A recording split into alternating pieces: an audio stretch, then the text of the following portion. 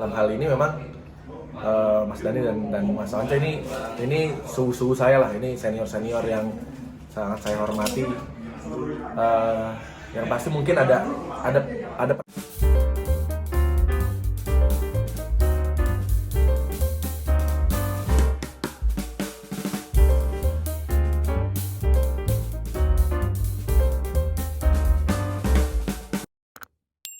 Oke Mas.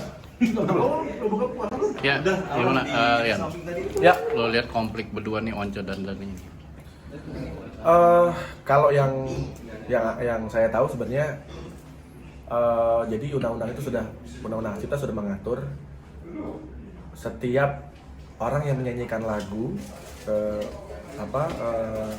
di panggung itu promotor wajib membayar royalti ke LMK. Jadi bukan penyanyinya tapi si penyelenggaranya. Nah di sini kalau dalam hal ini memang Mas Dani dan Mas Once ini suhu saya lah, ini senior yang sangat saya hormati. Yang pasti mungkin ada pendapat yang lain ya, maksudnya ada pandangan lain dari Mas Dani juga. Tapi di sisinya Mas Once sendiri juga sebenarnya dia bisa menyanyikan lagu siapapun, karena dalam hal ini sebenarnya LMK itu mengkolek si penyelenggara atau promotor atau IO-nya.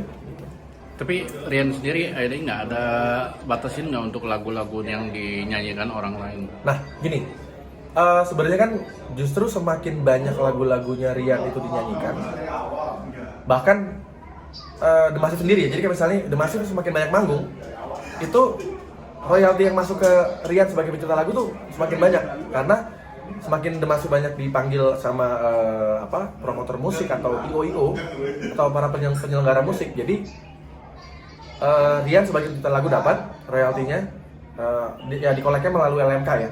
Dalam hal ini biasanya WAMI yang mengkolek.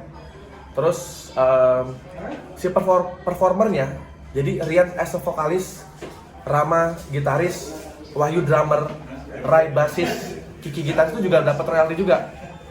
Itu LMK-nya namanya Prisindo. Itu yang mengkolek untuk performernya. Jadi sebenarnya saat ini memang sudah menuju ke hal yang lebih baik ya daripada mungkin kalau kita ngomongin industri 20 tahun yang lalu atau bahkan 15 tahun yang lalu, itu masih belum terlalu diatur banget lah gitu. Tapi sekarang tuh udah mulai diatur ya, walaupun pelaksanaannya mungkin masih perlu sosialisasi lagi ya, karena memang banyak juga user yang masih belum mengerti, oh ternyata ini ada hak pencipta lagu yang harus dibayarkan. Nah, jadi memang harus ada edukasi lagi ke para user, ke para pengguna. Terus ya mungkin harus ada iklan layanan masyarakat juga mungkin ya, karena sampai saat ini kan masih kayak banyak misalnya kayak kafe-kafe yang memutar lagu-lagu musisi-musisi itu kayak masih ada yang belum bayar juga, tapi juga sudah banyak juga yang sudah bayar gitu. Jadi kayak memang sosialisasinya harus lebih masif lagi. Tapi lagu Rian nih, kalau dinyanyiin di kafe-kafe dikenain nggak sih? Yang bayar si kafenya, pemilik kafe. Oh gitu. Jadi Ya. kalau misalnya ada home band itu nggak membayar lagu Rian, nggak membayar ke Rian sebagai pencipta lagu, tapi nggak membayar ke saya, tapi yang membayar siapa? Yaitu penyelenggara atau yang pemilik kafe biasanya, dan dia bayarnya per tahun ke LMK. Nah hitungannya ada tuh, dia tuh kayak ada hitungannya sendiri. Jadi misalnya dilihat dari luasnya si kafe plus berapa kursi di situ.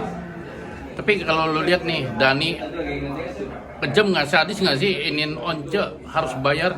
Nah, jadi sebenarnya balik lagi, ini kayak masing-masing punya hak untuk kayak dia punya pemahaman atau punya hak juga untuk misalnya menegur.